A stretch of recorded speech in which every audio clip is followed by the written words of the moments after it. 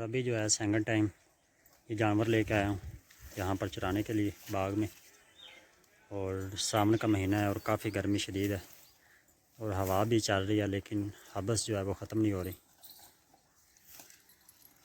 और ये मैंने चूना लगाने के लिए पनीरी काश्त की है, मूंजी, और ये तिल हैं हमारे, ये तकरीबन तैयार हो गए हैं। लेकिन रात को पानी जो है वो टूट गया यहाँ से, यहाँ से पानी टूटा है और इस खाले से आके ये देखिए इसको पानी लग गया। और अभी इनका वक्त जो है वो काटने का था, लेकिन पानी लग गया, अब लेट हो जाएंगे और इनका ख़राब होने का भी खदशा है। और अभी पनीरी को और पानी लगाना है और इस बन को जो है मजबूती से टाइट करता हूँ। पहले भी किया था लेकिन किसी ने जानबूझ के तोड़ा है ताकि तिल को जो है पानी लग जाए और ये ख़राब हो जाए।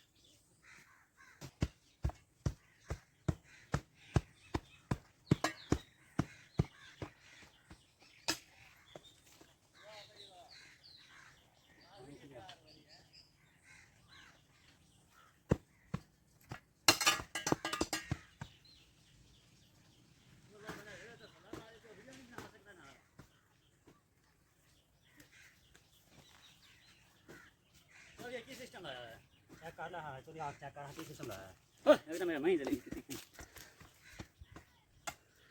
वीडियो बन रही।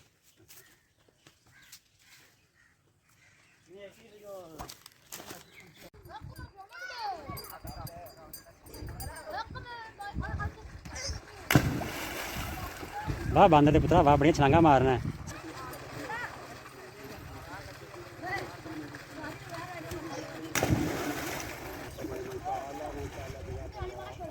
टेंड दी बनावा, टेंड दी किड़ा कमाल दा टकला साड़।